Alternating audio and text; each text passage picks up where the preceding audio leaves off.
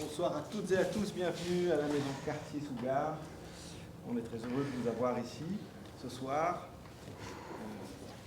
pour cette avant-dernière soirée de notre cycle qui s'intitule Faire œuvre d'émancipation, cycle que le groupe vaudois a organisé avec la complicité de Marc-Antoine Antille, qui se trouve ici. On arrive un peu au terme de ce cycle, on doit être environ à la 10e soirée. Certaines d'entre vous ont assisté à d'autres de nos soirées, on est très heureux de vous revoir. On est également très heureux de recevoir Vivien Poltier qui vous sera présenté un peu plus longuement juste après ce petit mot de bienvenue. On est très heureux de l'accueillir et on le remercie d'avoir accepté notre invitation. Vous dire que le bar est ouvert parce qu'il fait chaud, c'est moi qui vais le tenir, donc n'hésitez pas même pendant la conférence à venir plutôt discrètement prendre un verre d'eau, de coca, de bière, de vin. Le bar est ouvert toute la soirée. La soirée va se dérouler de manière assez classique. Vivian va nous faire un exposé pendant environ 1 heure, c'est comme ça. Et puis ensuite, il y aura un moment d'échange, de questions, qui pourra ensuite se prolonger de manière encore moins informelle autour d'un verre. Vous dire encore que c'est notre avant-dernière soirée. La dernière aura lieu le 15 juin, ici même. Et elle sera animée par Julien Antoine Bovier. Je ne sais pas si tu veux dire 2 mots, tu veux dire à la fin. À la fin. Enfin, il va nous parler de parfum. Donc c'est assez excitant. Il nous en dira un peu plus. Vous dire encore, le redire que le groupe vaudois est une association qui vit qui permet d'organiser des soirées grâce aux subventions, en tout cas aux cotisations de ses membres. Merci. Et donc si vous souhaitez devenir membre ou nous soutenir, je n'ai pas de petit papier, mais vous demandez à Google Philo, groupe vaudois de philosophie, vous arriverez sur notre site et puis vous aurez vos coordonnées. Est-ce que j'oublie quelque chose d'important? Si ce n'est pas ça, c'était important. Merci beaucoup à la Maison Cartier qui nous accueille toujours aussi chaleureusement. Merci surtout à Christophe qui a préparé la salle, la technique. C'est toujours très précieux. Christophe, on te remercie beaucoup. Et puis, je vous propose de passer la parole à Hugues, qui va nous présenter l'intervenante, le conférencier de ce soir. Voilà, très bonne soirée et à tout à l'heure. Merci David. Alors bon, je vais dire quelques mots de présentation de Vivien Poltier, qui se trouve être mon fils. C'est une situation un peu particulière. Donc évidemment, vous comprendrez que je n'en dirai pas grand-chose, parce qu'au fond, vous avez déjà tout lu si vous dites que mon fils, donc c'est pas besoin d'être beaucoup plus divers. Juste vous dire, donc comme c'est indiqué ici, Fonds national suisse, en effet, Vivien est doctorant au bénéfice d'une bourse du Fonds national suisse, et qu'il est rattaché à la section de français, au sein de laquelle il réalise ce doctorat.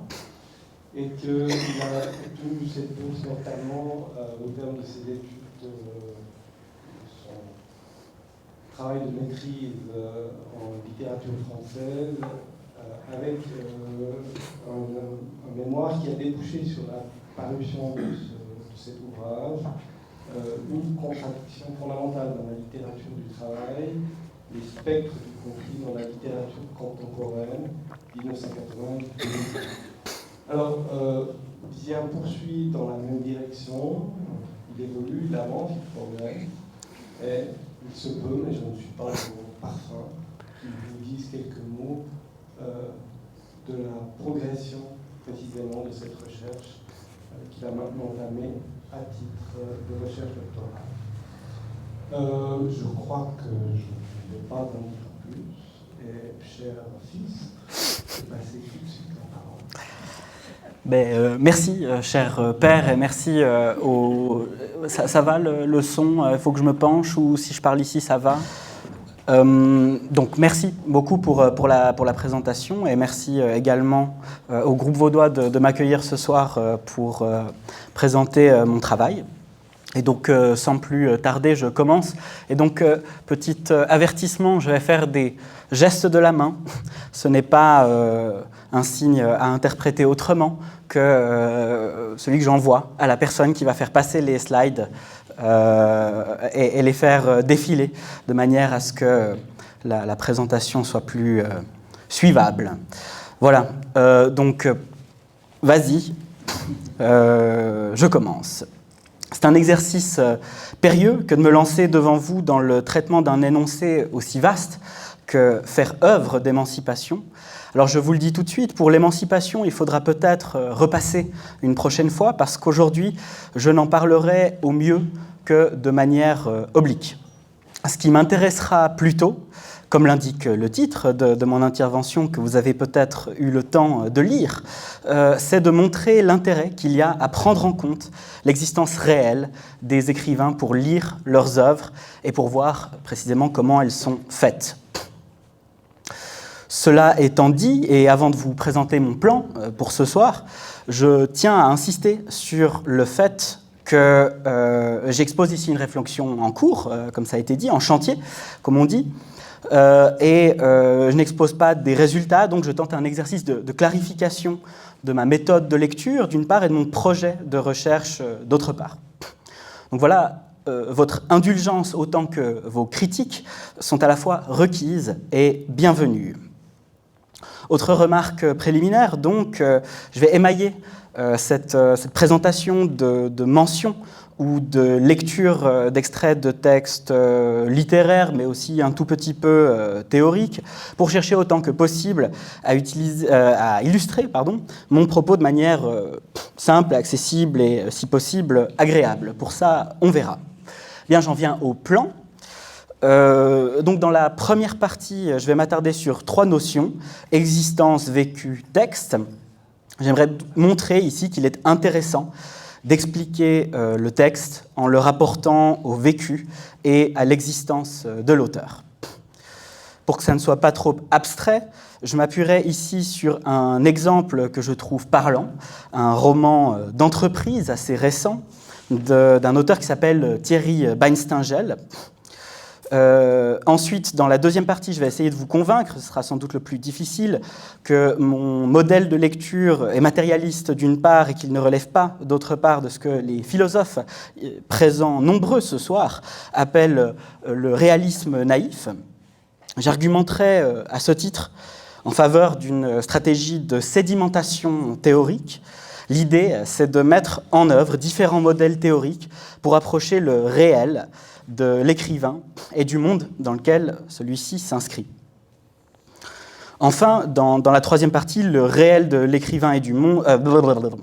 dans la troisième partie, je vais montrer comment, d'après moi, le texte configure la représentation du monde ou du monde du travail selon 2 pôles principaux. Ce sera la conflictualisation versus la déconflictualisation. Et donc il y a ces 2 pôles, mais tous les textes ne sont pas noirs ou blancs, je le précise d'emblée. Ils sont souvent travaillés par des tiraillements internes, des zones grises. J'ai omis de mettre un exemple parlant pour ce cas de figure, malheureusement, mais on pourra en dire 2 mots dans la discussion. Pour cette raison, je parlerai donc de gestion de la conflictualité. On peut aller avec la prochaine slide. Donc, existence, vécu, texte.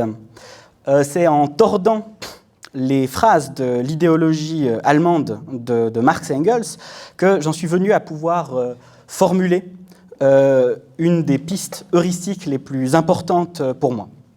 Je cite l'extrait, donc, « La conscience n'est d'abord que la conscience du milieu sensible le plus proche et celle d'une connexité limitée avec d'autres personnes et d'autres choses situées en dehors de l'individu qui prend conscience. » Voilà, il m'a semblé qu'il était intéressant de transposer de manière un peu sauvage cette phrase au cas des écrivains.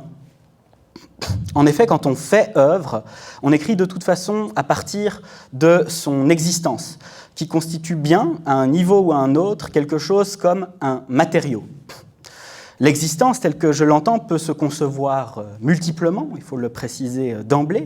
Je peux l'entendre comme relation au milieu sensible, comme connexité limitée avec d'autres personnes, pour reprendre les termes de l'extrait cité. Mais de fait, ce que je cherche à penser, c'est la situation sociale, historique et même, dans une certaine mesure psychique de l'écrivain, voire même familiale. Dans le cas, par exemple, d'un texte que j'ai travaillé, d'un auteur français actuel qui s'appelle Guillaume Poix, qui a écrit les fils conducteurs. On pourra peut-être en reparler aussi. Mais dans son texte, la configuration familiale joue un rôle important. Par existence, je peux encore désigner autre chose. Ce serait au fond quelque chose comme un réservoir d'expériences singulières que l'écrivain viendra littéralement mettre en œuvre. Mais justement, slide suivante, mise en œuvre de l'existence envisagée comme rapport à un monde ou d'expérience ou existence comme somme d'expériences singulières ou réservoir d'expériences singulières, cela ne signifie pas reproduction à l'identique de son existence et de ses expériences singulières. Qu'est-ce que ça voudrait dire d'ailleurs? Ça, c'est une autre question. L'écrivain n'entretient pas un rapport de transparence à lui-même en tant que sujet historico-social, mais un rapport imaginaire. Cette dimension imaginaire de l'existence, envisagée comme rapport à soi, c'est ce que j'appelle le vécu. En tant que tel, le chercheur n'y a pas accès, ou très difficilement, bien sûr, mais ce sur quoi on peut s'appuyer, néanmoins, c'est le vécu en tant qu'il est exprimé. Si je vous dis « j'étais triste », il vous livre un accès à mon vécu au moment T, je dis « j'étais triste ». Mais pourquoi est-ce qu'on s'intéresserait au vécu qui, de prime abord, n'a rien à voir avec le texte? Ben là, c'est très clair. C'est bien parce qu'un état affectif, la tristesse, apparaît dans le texte fictionnel ou non fictionnel qu'on va considérer, ou que je vais considérer, qu'il est pertinent de rapprocher le vécu exprimé par l'auteur de l'affect en tant qu'il est mis en forme par le texte. Dès lors, le texte est envisagé, et ça, je ne le cite pas, mais c'est basé un peu sur Althusser, un peu sur Lacan, etc., comme système de représentation au sein duquel apparaît le rapport imaginaire de l'auteur à ses conditions d'existence réelle. Donc comme système de représentation au sein duquel apparaît le rapport imaginaire de l'auteur à ses conditions d'existence réelle.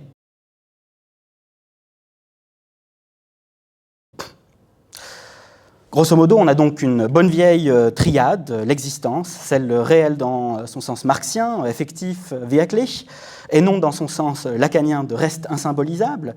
Ensuite, on a le vécu, qui est un rapport imaginaire de l'auteur à son existence. Et enfin, on a le texte, qui est donc un système de représentation à la fois symbolique, imaginaire et idéologique. Ça, j'y reviendrai, mais l'idée, c'est qu'il n'y a pas de dehors de l'imaginaire, ni de dehors de l'idéologie, en tout cas dans la littérature. C'est que tout bêtement, effectivement, l'écrivain produit un discours esthétique ou littéraire et non un discours scientifique. Bien, tout ça est très abstrait. Je vais prendre maintenant un exemple, de celui dont je vous ai parlé, donc le roman écrit par Thierry Batsingel, qui s'intitule « Retour aux mots sauvages », paru donc en 2010. Et donc voilà, la date est importante, comme vous allez le voir. Il est déjà là, voilà. Il est arrivé, très bien. Donc, Retour aux mots sauvages, c'est, comme je vous l'ai dit, un roman d'entreprise. À la base, il devait parler de la rationalisation du travail des téléphonistes qui travaillent donc sur ces plateaux, etc., qui n'ont évidemment quasiment aucune marge de manœuvre. Donc leurs conditions de travail sont très désagréables. Non seulement ils sont en double écoute, ce qui signifie qu'un supérieur peut les surveiller, les épier à tout instant, mais en plus ils doivent, comme vous le savez sans doute, très scrupuleusement lire un script duquel ils ne doivent dévier en aucun cas. Donc l'écart entre ce qu'on appelle le travail réel et le travail prescrit en psychodynamique du travail est nul, ou tend à se nullifier, quoi. Bref, ils n'ont aucune autonomie, et l'auteur, en fait, à l'origine, veut insister là-dessus. Il veut montrer que cette néo-taylorisation du travail, pour ainsi dire, de la bouche, et c'est ça qu'il a envie de montrer, de mettre en évidence. Et c'est lui-même qui explique ça, du reste, dans des interviews, et c'est lui aussi qui explique qu'il y a un moment dans la rédaction où il est en train précisément de faire œuvre, où il se trouve soudainement contrarié par un événement X. Cette jeunesse première donc, de l'œuvre, l'idée de représenter la néo-taylorisation du travail des téléphonistes, est compliquée par la survenue de quelque chose, et la question c'est de savoir par quoi. Eh bien là, il est important précisément de préciser que l'auteur travaille à France Télécom. Or, je ne sais pas si vous vous en souvenez, mais dans ces années-là, il y a une crise des suicides à France Télécom, et elle éclate médiatiquement en plein été 2009, donc l'été juste avant la parution du livre. Or, c'est là que l'existence de l'auteur devient intéressante à regarder. Il se trouve que ce monsieur est conseiller mobilité au service des ressources humaines pendant toute cette période, même pendant... voilà. Donc le harcèlement institutionnel qui pousse les employés au suicide existe déjà depuis un moment pour votre gouverne. Ce procès a donc été jugé en 2019. L'entreprise a été reconnue coupable de harcèlement institutionnel à titre de délit pénal. Et la période qui est jugée, c'est 2006-2008. Mais bon, ça avait déjà commencé avant. Mais donc voilà, non seulement on sait, en s'intéressant à l'existence de l'auteur, qu'il était employé d'une entreprise pas très tendre avec les fonctionnaires qu'elle cherchait à virer par tous les moyens, on connaît donc sa situation historico-sociale, sa position dans le rapport hiérarchique de travail. On sait, pour jouer avec une expression, qu'il est entre la main des employeurs et puis les employés qui sont sur l'enclume. Mais en plus, on apprend en l'écoutant et en lisant les textes biographiques, on va dire, qu'il a écrits, des choses sur son vécu. Il dit « j'étais triste », il dit « les événements m'ont freiné dans l'écriture, c'était pas facile, etc. etc. » Et ce que l'auteur dit, eh bien, le narrateur, en « je » du roman, eh bien, il le dit aussi. Donc il est question de cette déprime, de ce coup de mou, de ce moment de tristesse dans les paroles de l'auteur. Il partage un vécu, et dans les paroles du narrateur-personnage qui partage un vécu similaire. Bref, il apparaît clairement qu'il se passait des choses dans la vie de l'auteur, des choses pas faciles au moment où il a écrit son bouquin. Et il est certain qu'on ne lit pas le texte de la même manière si on est conscient de l'endroit à partir duquel, ou de la situation existentielle à partir de laquelle il écrit. Donc en prenant en compte ici les variables existence et vécu, on ne va pas lire le texte ou le système de représentation de la même manière. Donc voilà, je crois qu'on retrouve ici de manière assez claire la triade de départ. Il y a l'existence de ce monsieur, elle est relativement objectivable, ici selon des critères socio-professionnels, mais on pourrait aussi étudier d'un point de vue bourdieusien sa trajectoire dans le champ littéraire, en montrant du reste l'interdépendance de son travail littéraire. Ce monsieur donc représente beaucoup le travail en entreprise parce qu'il y travaille, et le travail professionnel qui vient nourrir non seulement la bouche de ce monsieur, qui doit bien vivre comme nous tous, mais qui vient aussi nourrir son travail littéraire. Bref, ce qu'il faut comprendre ici, c'est que quand je parle de l'existence, je ne parle pas d'un truc monolithique ou figé, mais pourtant toujours relativement objectivable par rapport à un texte donné. À chaque fois, je chercherai à montrer qu'un pan d'existence déterminé est pour ainsi dire le matériau du texte. Donc 1, existence, 2, il y a le vécu de ce monsieur qu'on n'arrive pas à reconstituer entièrement, mais enfin, on trouve des traces de son vécu. En l'occurrence, j'ai une interrogation Non, c'est bon. Donc des traces de sang vécu, en l'occurrence, elles sont très claires. Le moment où éclate le scandale médiatique, donc été 2009, lié à la crise des suicides, il ne se sent pas bien et déclare être freiné, comme je vous l'ai dit, puis bloqué dans son geste d'écriture avant de pouvoir finaliser l'œuvre qu'il a déjà commencé à rédiger avant. Donc, slide suivante. Le lien est donc ténu, mais relativement évident. Bref, on a 1 et 2, mais que se passe-t-il en 3, c'est-à-dire au niveau du texte? Mais le moins qu'on puisse dire, c'est que ce n'est pas un reflet de 1 et 2, ou s'il y a quelque chose comme un reflet, c'est un reflet déformé. Texte comme système de représentation du rapport imaginaire de l'auteur à ses conditions réelles, c'est ça, ici, ce reflet déformé. Slide suivante, s'il te plaît. Je vous situe maintenant un passage du roman que je vais vous lire ensuite, où le protagoniste narrateur donc, parle avec sa femme de la période où il n'allait pas bien. En 2 mots, le protagoniste n'occupe pas du tout la même position que l'auteur dans l'entreprise. Là où l'auteur, on s'en souvient, est un petit cadre RH, le profil socio-professionnel du protagoniste est très différent. Dans son passé, donc dans le passé du protagoniste, il était, pour le dire dans le jargon de France Télécom, un lignard, c'est-à-dire un ouvrier monteur de lignes électriques ou téléphoniques et un technicien spécialisé dans la maintenance de ces mêmes installations technologiques. Bien, sauf que ces gens, et là, ce que je vous dis, c'est un fait historique, savoir-faire de ces gens, donc de ces lignards, au tournant du millénaire, devient peu à peu inutile, ou en tout cas beaucoup moins utile. Bref, tous ceux, beaucoup d'entre eux vont être licenciés, ou pour certains, ils vont être déqualifiés. Ça veut dire qu'on les met dans un autre service de troufion parce qu'on n'a plus besoin de leur savoir-faire de technicien. Alors on leur dit, soit tu pars, soit tu restes et tu prends ce qu'on te donne. Et ce qu'on leur donne, eh ben, c'est un poste, justement, très souvent, de téléphoniste. C'est ça le background, si vous voulez, du protagoniste. C'est là qu'on a besoin, à ce moment-là, des prolétaires, et plus sur les lignes de construction. Bref, ce qu'il faut retenir, c'est quoi? Que le protagoniste, dont le prénom d'entreprise est Eric, je dis ça pour l'intelligibilité du passage qui va suivre, a un profil donc socio-professionnel de déclassement ou de déqualification.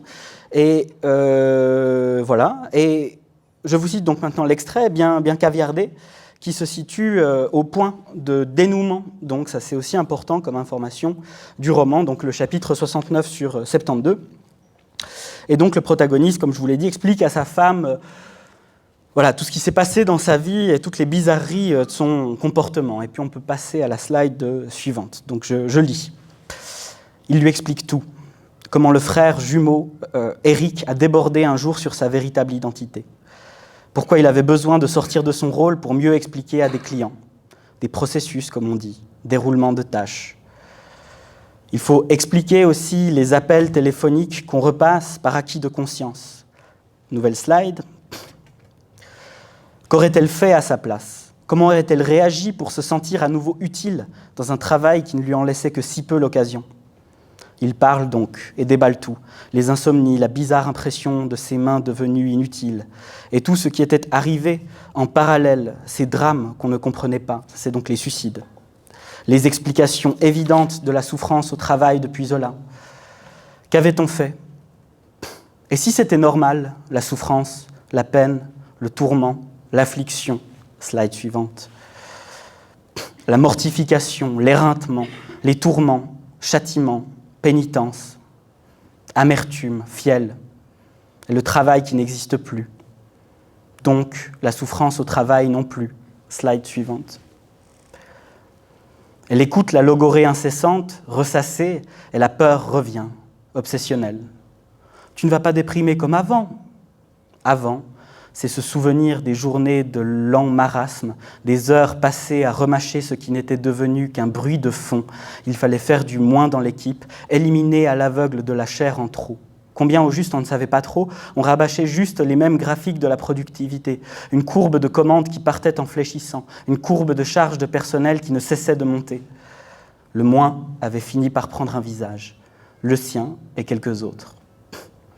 On dissolvait une équipe, on répartissait le boulot sur un autre groupe. Eux, solitaires de la débâcle des autres au début, finissaient par louer cette activité supplémentaire qui les sauvait. Lui et quelques autres avaient lentement dégringolé. Suivant. Long extrait, mais intéressant. En gros, ce qu'il faut voir, c'est quoi ? C'est que le roman, ici, à mon sens, déraille. Il sort des rails qu'il s'était fixés. Le protagoniste, on s'en souvient, était supposé être un subalterne de bas étage, un téléphoniste, et soudain, quand sa dépression est mentionnée, elle est mise en lien avec un avant et avec un bruit de fond. Or, elle dit quoi, cette rumeur ? Elle dit qu'il faut mettre des gens à la porte, les virer. Et elle donne des ordres, des injonctions. Il faut faire du moins. Et puis le narrateur revoit des graphiques qui justifient cette politique de licenciement. C'est bien triste, mais il n'y a pas d'alternative, comme disait une charmante personne. Mais tout ça, ce n'est pas le personnage qui l'entend, ce n'est pas le narrateur, un employé au bas de l'échelle hiérarchique. Tout ça correspond au discours qu'entendit, c'est mon pari, l'auteur, dans son existence concrète de conseiller mobilité. Ce ne sont pas les téléphonistes qui devaient faire du moins. Eux, au contraire, ils devaient faire du plus. Ils devaient faire 10 appels par heure au lieu d'en faire 8. Mais les services RH, qui devaient, comme on dit, dégraisser le mammouth, autre belle expression, c'est donc eux qui devaient faire du moins. Et donc, qui entend, qui parle ? Eh bien, c'est l'auteur ici, mais qui en même temps cherche à maintenir le cap, la vraisemblance de ce qu'il raconte, mais en vient à se contredire puisqu'il dit 1. Je déprimais parce qu'il y avait cette injonction de virer des gens, et on a l'impression qu'il l'entend, cette injonction, c'est la partie en rouge. Puis 2, ma déprime est venue parce que c'est tombé sur moi, parce que j'ai été la victime de la politique de licenciement, en bleu. Bref, celui qu'on entend parler de la déprime, c'est le bourreau, et le bourreau, dans cet extrait, se déguise en victime. Et alors, ces termes, je le précise pour ne pas avoir l'air trop stigmatisant, ne viennent pas de moi, mais viennent du texte et sont utilisés par le narrateur pour qualifier ce rapport à la responsabilité à l'égard des drames, comme il les appelle. Vous trouvez peut-être cette analyse injuste, trop rapide. À minima, ce qu'on peut remarquer, c'est qu'il y a un brouillage, une incohérence qui surgit ici dans le système de représentation. Le texte, ici, ne fait plus signe vers la cohérence interne du récit, mais fait signe vers l'activité d'une personne en mesure de licencier. Bref, l'activité du conseiller mobilité, de celui qui licencie. Mais il le fait en témoignant de cette expérience à partir du point de vue inverse, le point de vue de celui qui se fait licencier. Slide suivante, s'il te plaît. En un mot, la déformation du texte est très clairement une inversion de ce qui fut réellement. Ce qui fut réellement, ça c'est encore mon pari, bien sûr, mais moi je suis très convaincu de ce que je dis, c'est que l'auteur, Thierry Beinsteingel, fut contraint de participer à la politique de réduction des effectifs, c'est son existence, et qu'il en souffrit, vécu. Mais cela ne se donne que sur le mode ambigu et ambivalent du refoulé, retour du refoulé. Il y a des passages très intéressants, vraiment, où on voit s'alterner le retour du refoulé, le refoulement, puis espèce de palinodie comme ça qui s'enchaîne, c'est très intéressant. Et donc ça, on le voit surgir à plusieurs reprises dans le texte, hein, c'est pas le seul extrait. Donc tout ça, en analysant attentivement le texte, on peut le voir, à mon avis. D'une certaine manière, tout est là, à l'intérieur du texte. Il n'y a rien qui est caché. Mais en prenant en compte l'existence et les traces du vécu de l'auteur, on peut confirmer une tentative d'explication du texte. Or ici, on a bien un texte qui a les caractéristiques de l'idéologie selon Althusser, car la structure romanesque, comme déploiement fantasmatique, fait écran. C'est-à-dire qu'elle est une illusion par rapport au réel de travail, mais elle y fait néanmoins immanquablement allusion, comme j'ai cherché à le montrer.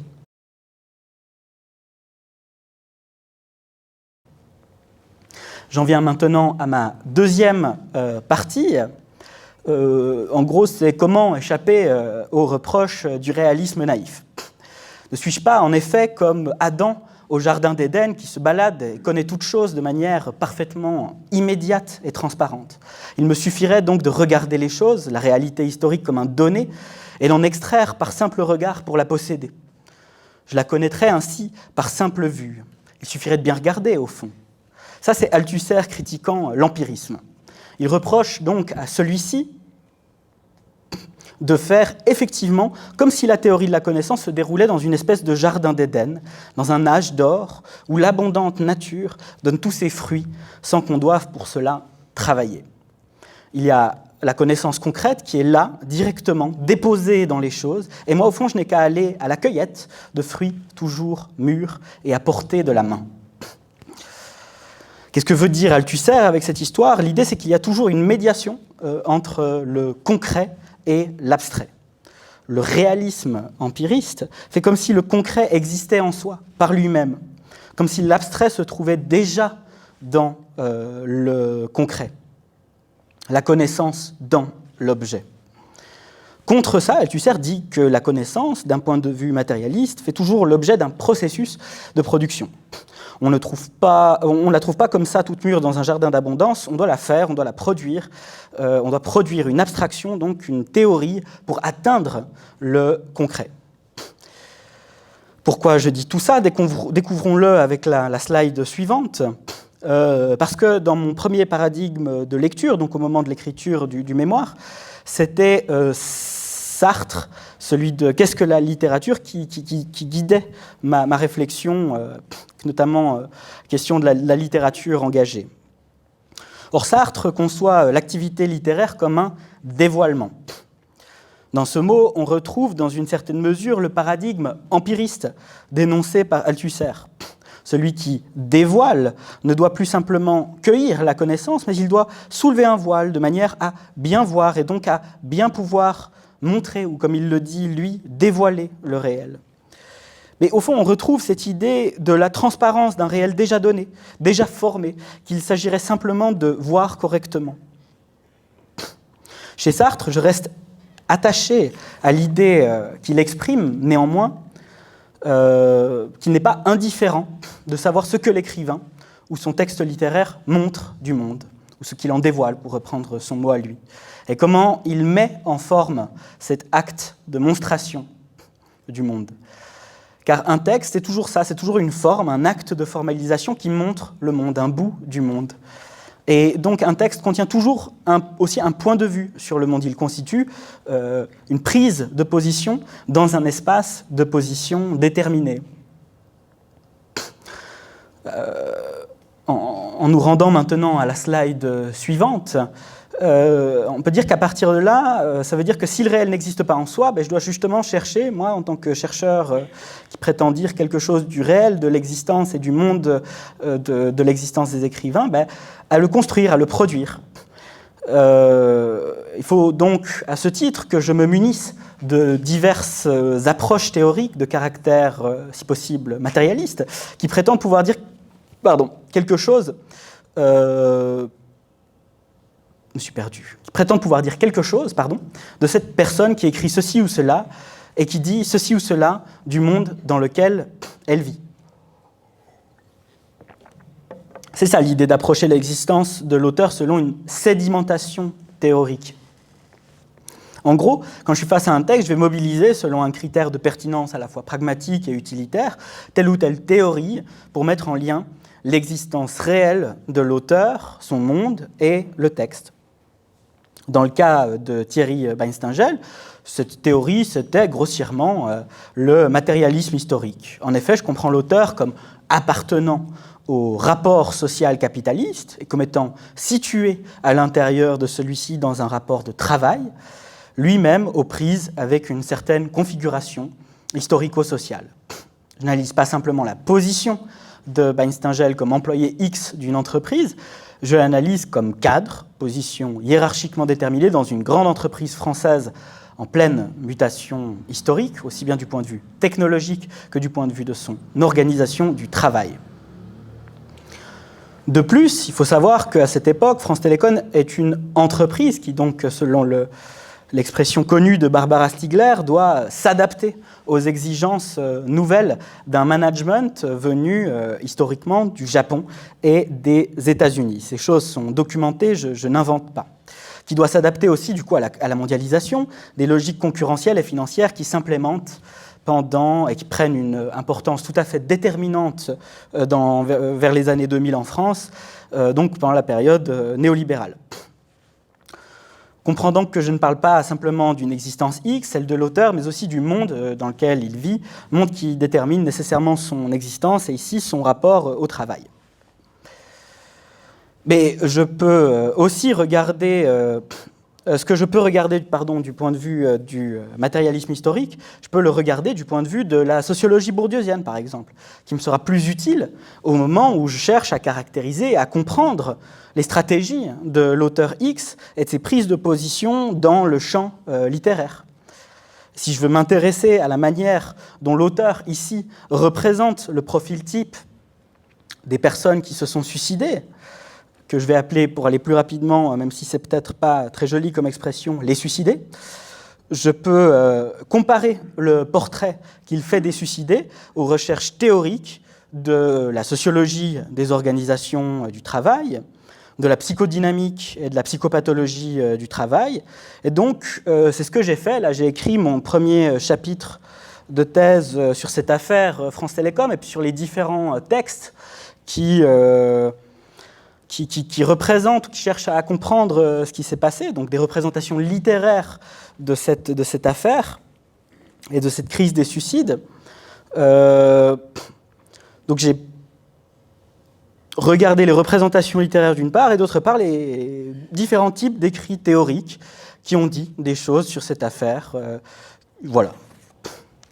Et donc à chaque fois, je travaille à partir de descriptions du réel qui sont fondées épistémologiquement, méthodologiquement, théoriquement, etc. Si on en vient maintenant à la slide suivante, j'ai donc quelque chose comme une base de comparaison entre le monde et le texte. Et c'est ça qui m'intéresse, de pouvoir dire telle théorie décrit ce problème des suicides comme ça, regardez comment le texte décrit et déforme ce réel qu'a produit ladite théorie. Voilà, l'idée, c'est ça. Faire varier les approches théoriques de différentes sciences humaines pour reconstituer ou produire quelque chose qui préexiste au texte. Préexiste pourquoi ? Parce que le texte, comme je vous l'ai dit, a été écrit en 2010, et puis la crise des suicides, elle existe depuis un bon moment déjà à France Télécom. Ça me permet ensuite de regarder le texte lui-même comme une production qui est une manière de voir le monde, manière qui est toujours déformée, imaginaire, qui n'est jamais pure. Si je reprends la définition althusérienne de l'idéologie, on peut dire de tout texte littéraire, c'est peut-être un peu osé, mais allons-y, ce qu'Althusser dit de l'idéologie. Il dit « L'idéologie est une représentation imaginaire du rapport imaginaire des individus à leurs conditions réelles d'existence. » De même, ne puis-je pas dire, moi, que Retour au beau sauvage, le roman, est une représentation imaginaire, aussi symbolique, mais notamment imaginaire, du rapport imaginaire que Thierry Beinsinger entretient à l'égard de ses conditions d'existence réelles en tant que conseiller mobilité RH à France Télécom. Voilà, c'est ça l'idée. Bon, slide suivante. Est-ce que ça veut dire que le texte se réduit à la manière dont je le construis ? Est-ce que ça veut dire qu'il n'est qu'une dérivée sans dignité d'un monde et d'une idéologie ? Évidemment non, ce n'est pas du tout ce que je veux dire. Avant d'être un objet d'étude où s'entremêlent des significations mondaines, hétérogènes les unes aux autres, donc mondaines au sens relatif au monde, pas le Raoult, ni le Didier, c'est donc un texte littéraire qui revendique son autonomie dans l'ordre de la production littéraire. C'est une œuvre entendue comme résultat d'une activité de symbolisation littéraire informée par notamment les impératifs spécifiques du champ littéraire. Cette autonomie est relative, mais elle doit être prise au sérieux. Tout discours littéraire est impur, souillé d'une immanquable part d'idéologie ou de traces mondaines dans le même sens qu'avant, mais ça ne remet pas en cause sa prétention à l'autonomie dans l'ordre symbolique. s'agit juste de dire que malgré son autonomie relative, le texte s'articule ou s'agence à des composantes imaginaires et idéologiques qui procèdent d'un rapport au monde. Je n'ai pas le temps d'en parler ce soir, slide suivante, bitte, dankeschön, mais vous aurez peut-être remarqué que j'ai insisté sur le fait que le protagoniste de Thierry Banistingel occupait une position inverse à celle que l'auteur occupait dans l'entreprise. Le bourreau qui licenciait des gens pour atteindre les objectifs fixés par sa hiérarchie avait revêtu les traits de la victime du licenciement. La déformation est donc ici une inversion, illusion, qui fait allusion au réel. Une des pistes que j'aimerais explorer pendant ma thèse serait d'étudier les modalités de déformation imaginaire mises en œuvre par les textes littéraires. Ici, sans doute, m'orienterai-je vers la psychanalyse et puis les classiques du travail de rêve, donc condensation, déplacement, inversion, ce genre de choses. En somme, ça reviendrait à dire qu'un texte littéraire s'analyse un peu comme un rêve, à bien des égards. Lacan disait qu'il faut chercher le rêveur ou le dormeur dans le rêve. Je dis qu'il faut chercher l'écrivain dans le texte. Bon. Je parle déjà depuis un moment maintenant. J'espère que cette partie plus théorique n'était pas trop indigeste. L'idée, c'était donc principalement de montrer ce que je vous ai dit, voilà, que j'essayais de prendre au sérieux le risque du réalisme d'une part, du réalisme naïf d'une part, et d'autre part, que j'essayais d'y répondre par ce truc de sédimentation théorique. C'est un travail en cours, donc voilà, je pense qu'il y a beaucoup de choses à critiquer, on pourra en discuter après.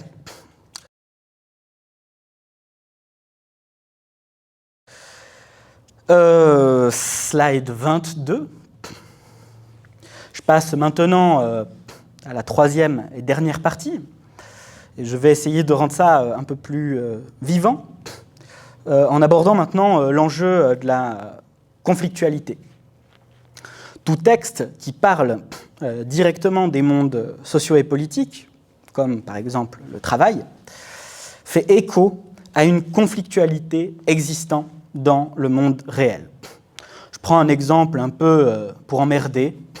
Même un auteur comme Saint John Perse, poète hermétique, chez qui le texte semble vraiment bien fermé sur lui-même, parle, à mon avis, de réalités sociales et historiques porteuses de conflictualité. Ici, je pense notamment à un petit recueil qui s'appelle « Éloge », qui date de 1913 ou 1911, je ne sais plus, que j'ai lu récemment.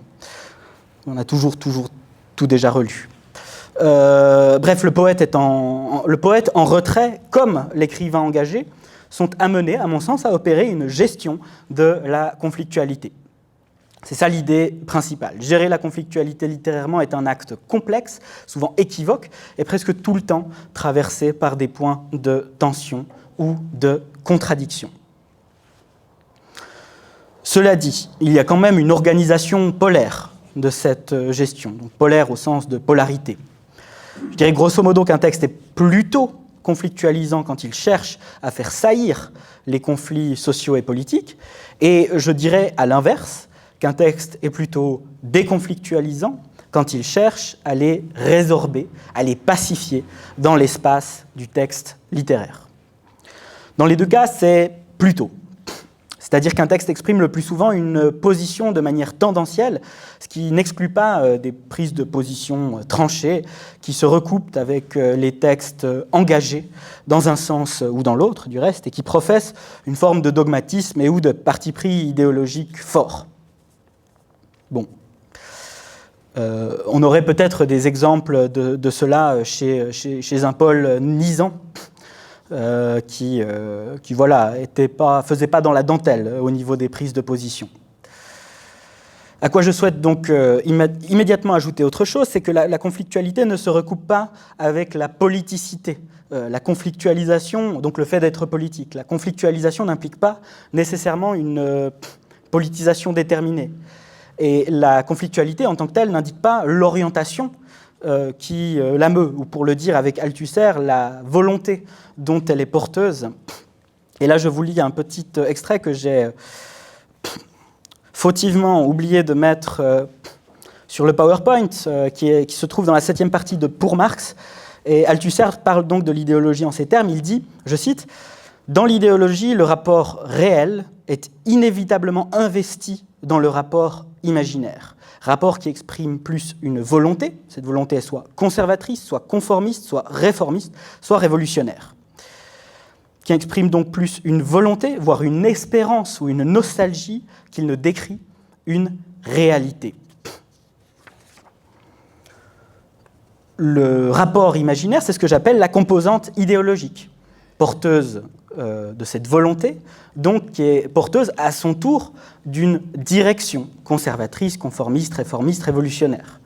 À mon avis, il est possible de déceler une telle volonté dans tout texte, et il est possible de déceler ces différents types de volontés qui sont au fond différents types de projets de société, peut-être on pourrait dire, sous des formes soit conflictualisantes, soit déconflictualisantes. Donc ensuite, c'est combinatoire. Ensuite, en droit, toutes les combinaisons sont possibles. Étudier la gestion de la conflictualité, c'est donc étudier la mise en forme d'un problème littéraire et politico-idéologique. C'est s'intéresser à des stratégies de mise en texte qui tendent, pour X ou Y raison, à la conflictualisation ou à la déconflictualisation.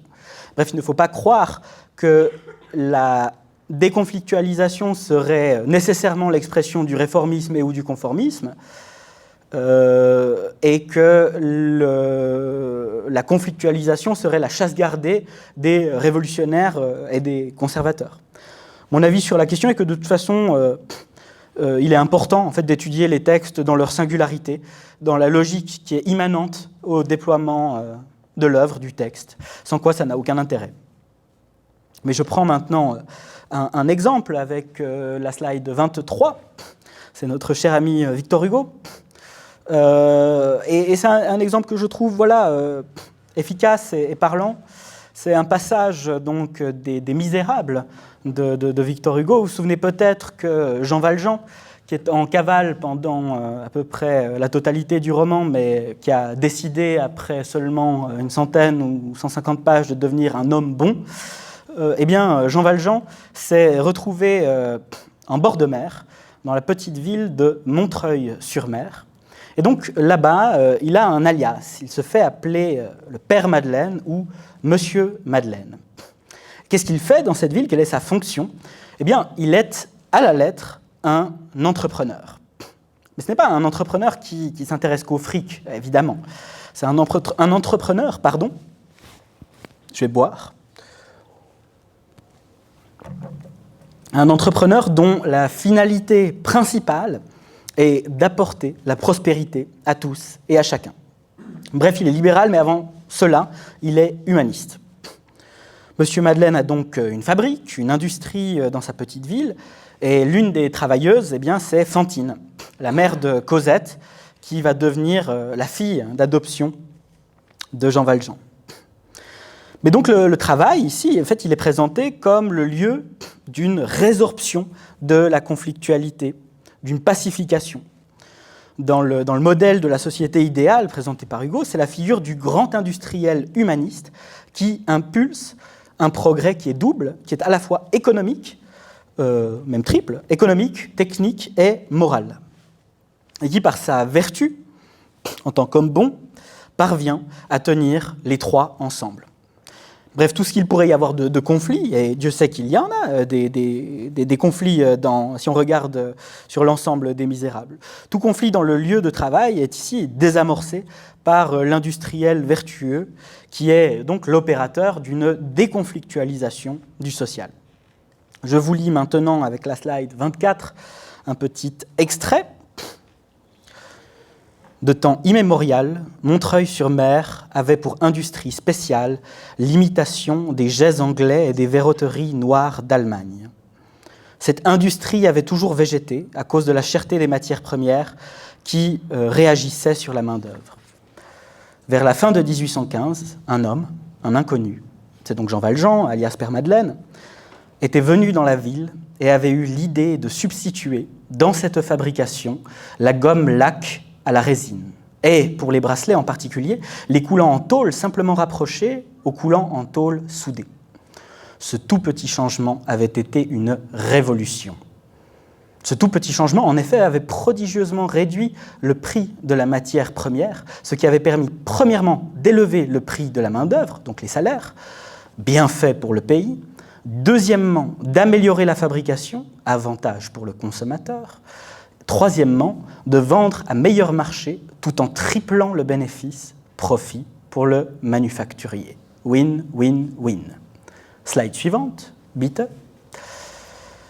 Ainsi, pour une idée, 3 résultats. En moins de 3 ans, l'auteur de ce procédé était devenu riche, ce qui est bien, et avait tout fait riche autour de lui, ce qui est mieux. On comptait qu'il était venu dans la ville avec fort peu d'argent, quelques centaines de francs tout au plus. C'est de ce mince capital, mis au service d'une idée ingénieuse, fécondée par l'ordre et la pensée, qu'il avait tiré sa fortune et la fortune de tout ce pays. Slide suivante. Je crois que voilà, l'extrait est assez clair, hein, il parle de lui-même. Ici, l'entrepreneur n'est pas un Arnaud Lagardère qui aurait tout hérité de son papa. C'est un homme qui ne vient de rien, c'est le self-made man absolu, en quelque sorte. Mais c'est avant tout un homme vertueux.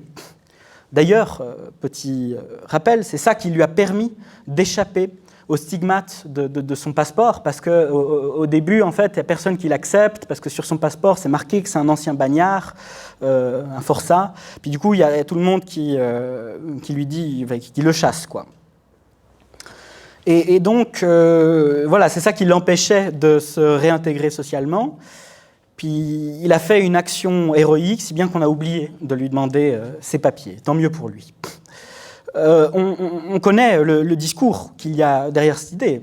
Il suffit de donner une chance à quelqu'un de vraiment motivé. On connaît aussi il suffit d'avoir une bonne idée pour faire fortune. On peut se suffire d'un mince capital, n'est-ce pas? Ce sont là des clichés dont Hugo se fait ici, pour les besoins de son histoire, le porte-parole passionné. Ici, comment nier que les idéologèmes libéraux s'agencent précisément à la production de l'œuvre, qu'ils en sont les supports qui permettent d'acheminer une partie de l'histoire de Jean Valjean. Il ne s'agit pas de dire du reste que cette histoire se résume, ni ne se réduit à ces idéologèmes, mais que ces derniers en participent en fait. Et on voit bien que le but de la richesse, dans la perspective qui est ici celle d'Hugo, ce n'est pas la richesse d'un seul, mais la prospérité de tous. Au chapitre 2 du même livre, enfin de la même partie, entre guillemets, les habitants jaloux, évidemment, de Montreuil-sur-Mer, se mettent à médire de Jean Valjean. On le voit comme un type qui veut s'enrichir, un ambitieux, etc. Bref, il n'arrive pas à voir sa vertu, mais il l'est vertueux. Il est, comme dit le texte, la cause et le pivot du changement qui se produit alors dans cette ville, d'où disparaissent miraculeusement le chômage et la misère, en même temps qu'apparaissent, je cite, la vie saine du travail et le pain. Bien, c'est du pain qu'il avait volé au début. Bien, en un mot, on voit très bien ici que la figure de l'entrepreneur vertueux sert à déconflictualiser le social. La ville prospère devient un nouvel Éden, un nouvel âge d'or où l'abondance donne de tout en suffisance.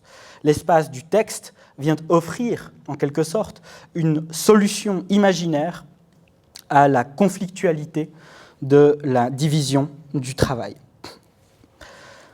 Ici, ce qui se manifeste, c'est une confiance infinie dans l'idéologie du progrès, immédiatement technologique, économique et morale. Win, win, win, comme dit un autre entrepreneur fictionnel. En bonne logique, il faudrait que je termine par l'évocation d'un texte conflictualisant. Je ne vais pas le faire, je me borne à vous indiquer que les autres textes qui parlent de l'affaire France Télécom, dont je vous ai parlé, là, que j'ai étudiés, sont, quant à eux, clairement conflictualisants. Je les ai qualifiés, il y en a 3, de textes en lutte. Et juste pour vous donner l'idée de qu'est-ce que c'est une stratégie de représentation dite conflictualisante, un exemple donc, eh bien, ils choisissent de représenter, eux, les suicides, non pas comme des suicides, mais comme des mises à mort. Je laisse ça là, on peut en rediscuter éventuellement, mais ça dit assez clairement l'intention du texte que je qualifie donc de conflictualisante. intention du texte qui vise à proposer donc une autre manière de comprendre ou de voir les suicides des salariés dans l'entreprise du CAC 40.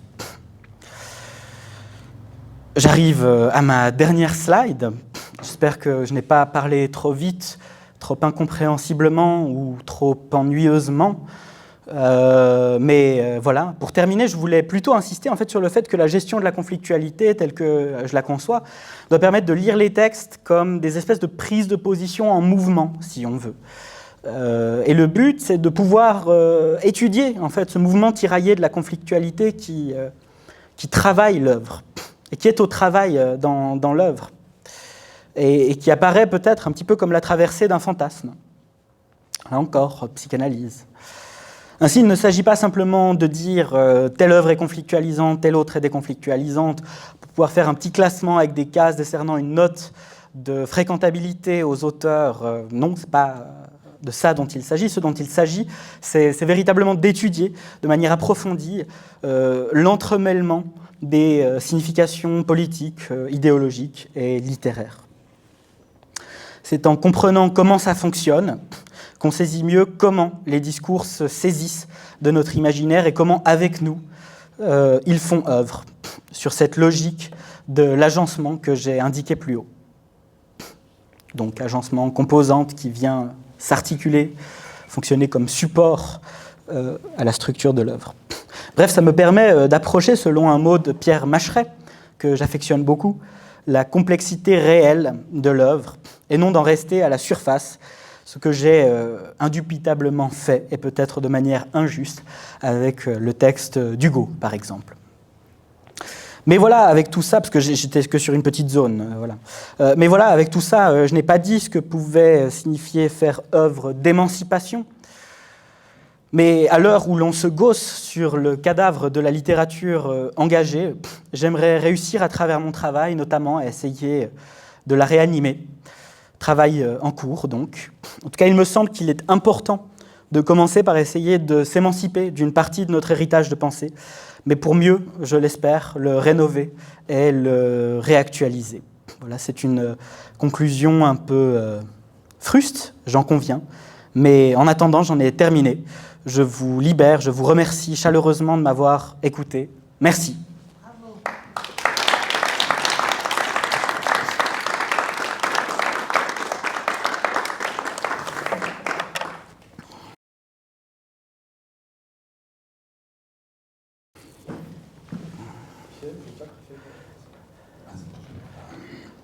Merci Liliane. Voilà, maintenant c'est le petit moment où on va pouvoir discuter avec Vivien et entre nous, puisque ce n'est pas forcément une question, c'est une question auxquelles vous avez peut-être des réponses ou des apports, peut-être des choses qui vont un peu plus loin. Mais d'abord, un petit peu de vous. Ah bah c'est très gentil. J'hésitais à demander directement une bière, mais... Non mais les deux. Ah oui, d'accord, oui.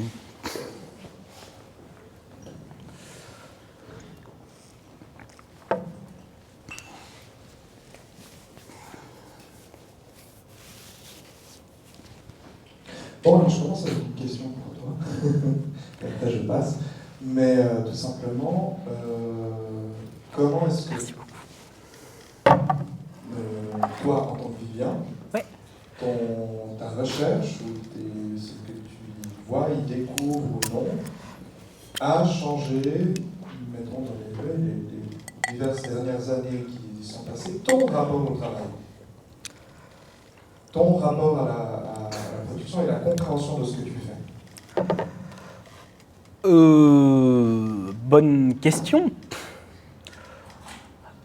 Ben, moi, je crois qu'il y a des subjectivations. Donc, je pense qu'effectivement, le fait de travailler sur ça me fait des trucs et me transforme. Ça, j'ai assez peu de doutes là-dessus. Après, la question est très vaste, mais je dirais que... En fait, il faudrait distinguer les différents types de travail. Et en fait, dans mon cas, il y en a principalement deux. Il y a les textes littéraires que j'écris un petit peu de mon côté, et puis il y a les textes de production académique. Et je dirais que c'est précisément en fait un dialogue entre ces deux modes d'écriture, puis le besoin de peut-être passer par l'écriture académique pour essayer de clarifier ou de débloquer certains trucs qui pouvaient être bloqués dans l'écriture littéraire. Donc c'est plutôt dans l'intrication, dans l'entremêlement de nouveau entre ces deux types de discours, ces deux types de production, ces deux types de travail qui est en jeu. Je ne sais pas si ça répond à ta question de manière... Oui, c'est pour voir comment des fois il y a peut-être des choses justement dans ces positions d'aller-retour, de s'alterner aussi, et peut-être sur un sujet comme ça, on ne peut pas y échapper. Oui. Merci.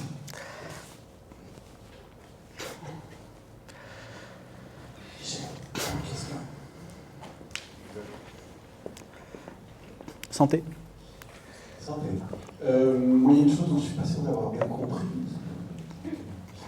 Il me semble que tu dis deux choses différentes, mais peut-être pas compris. Le refus d'une espèce d'étiquetage assez, je vais dire, structuralisme, avec des cases, en disant mais c'est pas parce qu'on est de gauche qu'on est conflictuel, etc. Donc une espèce de neutralité axiologique, si on étudie simplement les titres. Et puis à la fin, l'idée quand même, non, on veut quand même réhabiliter d'une certaine manière une littérature émancipatrice. Or, une question, il semble quand même que, si on pense au rapport freudien, genre le gars qui s'invente en illusion une inversion en se mettant à la place de l'ouvrier par mauvaise conscience, c'est quand même mieux d'être lucide que d'être dans la mauvaise conscience. C'est quand même mieux de dire la conflictualité réelle du monde plutôt que de la cacher. Et donc il y a quand même des critères d'une littérature plus, disons, révolutionnaire plus lourde. Oui, mais je pense pas que ça... Alors, je pense que tu mets le doigt sur quelque chose, immanquablement, c'est sûr. C'est pour ça que je cherche au fond, ma piste de réponse serait de chercher à repenser le concept d'engagement sur le mode d'un spectre, en fait. Non pas parce qu'il hante l'Europe, mais c'est un mauvais jeu de mots que j'ai fait récemment. Mais voilà, comme une espèce de continuum. Et au fond... dans sa forme minimale, ce serait juste une composante idéologique, l'engagement, qui travaille n'importe quel texte. Et puis dans sa composante maximale, ce serait la littérature engagée au sens où Sartre l'entend. Ça pourrait être une piste de réponse. Alors ça, c'est aussi des choses qui vont se développer, qui ne sont pas encore parfaitement claires. Et puis après, il s'agit au fond de ménager au sein même de mon travail, la possibilité de le faire entendre comme simplement une recherche académique. Puis ensuite, il y a ce que je pense moi. Puis moi, effectivement, je suis plutôt favorable à l'idée de la littérature engagée d'un point de vue normatif. Mais ça ne m'empêche pas du tout d'apprécier énormément des textes qui peuvent être ultra-réactionnaires, que ce soit Céline ou... Voilà, je sais pas, Saint John Perse, j'en ai parlé, je trouve très beau, moi j'aime beaucoup. Donc voilà, je pense que je sais pas si ça répond à ta question. Moi, j'ai désormais trouvé très beau, c'est pour moi. Sans doute, ouais. Merci Michel, merci. Vivien, et puis sinon, moi je vous pose une question publique, c'est ce qui est présenté comme rapport au travail ou les formes du travail telles que Vivien les a présentées. Vous avez travaillé ou vous travaillez encore. Est-ce que dans votre rapport à la littérature, c'est quelque chose qui vous a touché ou qui tout à coup a débloqué quelque chose dans votre rapport au travail? Est-ce que la littérature a amené ça une fois ou pas? J'ai juste une question par rapport à la littérature écrite par des femmes. Oui. Parce qu'elle découle d'un malaise souvent thématisé de leur position dans la société. Et qu'on peut peut-être la ranger du côté du conflictuel, parce qu'il me semble qu'elle tient une part un peu spéciale dans la littérature, et particulièrement aujourd'hui, une écrivaine comme Nancy Houston, qui en parlent ouvertement, ou d'autres écrivains aussi, Christa Wolf, je sais pas, peut-être déjà Corinne Mabi, qui ont dû composer avec des conditions de vie particulières, avec des conditions sociales particulières, familiales particulières aussi, qui se sont répercutées sur leurs écrits. Oui, tout à fait, je suis entièrement d'accord avec vous. Je connais peu ou pas, je connais un tout petit peu Nancy Houston, mais pas les deux autres autrices dont vous avez parlé. Mais pas plus tard que ce week-end, je lisais un petit recueil de nouvelles publié aux éditions Zoé d'Alice Riva, où cette question du travail et du genre et puis du rapport de classe aussi sont pensées voilà, de manière parallèle. Et effectivement, je pense que voilà, c'est des textes qui sont tout à fait conflictualisants. Je ne connais pas tous les textes dont vous avez parlé, mais je prendrai un autre exemple d'écriture féminine contemporain, que je n'ai pas lu, mais bon, j'ai assez peu de doutes quant à la personne. Un texte qui s'appelle « Réparer les vivants » de Maëlys de Kerangal. Ici, quoiqu'elle soit une femme, j'aurais tendance à penser qu'on sera plutôt sur un texte déconflictualisant. Mais je ne l'ai pas lu, de nouveau, j'ai juste lu un de ces textes qui s'appelle « Naissance d'un pont ». Mais voilà, c'est une hypothèse. C'est juste pour dire que, à mon avis, le fait d'être une écrivaine n'implique pas nécessairement la conflictualisation dans l'espace du texte. Mais sans doute y a-t-il des affinités. Oui, mais je pense même plus que ça. Il y a des malaises qui s'expriment. Ah oui, non, mais je ne voulais pas dire autre chose.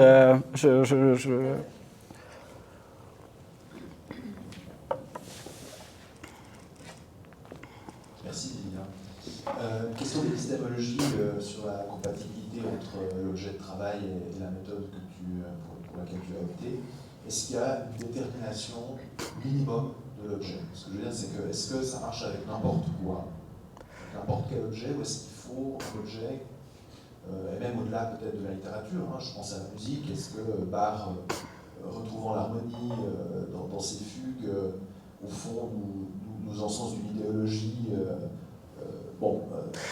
voilà. Quelle serait la détermination minimum de l'objet qui rentrerait dans ton domaine de travail? Alors, de toute façon, je ne suis pas musicologue.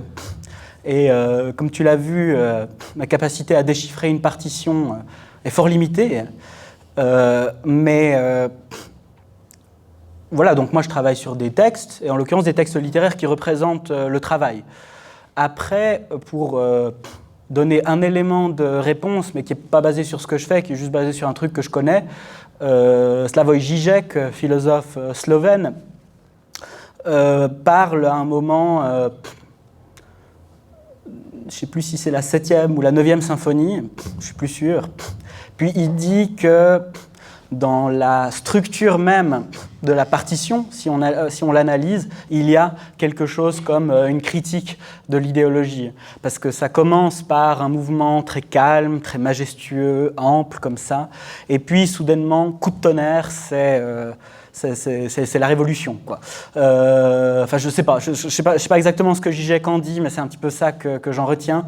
Et donc, oui, en droit, ça me paraît possible. Après, les modalités méthodologiques d'analyse ne seront évidemment pas les mêmes, mais je pense qu'il est raisonnable de considérer que les œuvres musicales, et à plus forte raison les opéras, puisqu'ils contiennent du texte et une structure narrative, convoient dans une certaine mesure, ou participent dans une certaine mesure d'une idéologie, d'un climat idéologique, ou que sais-je. Voilà.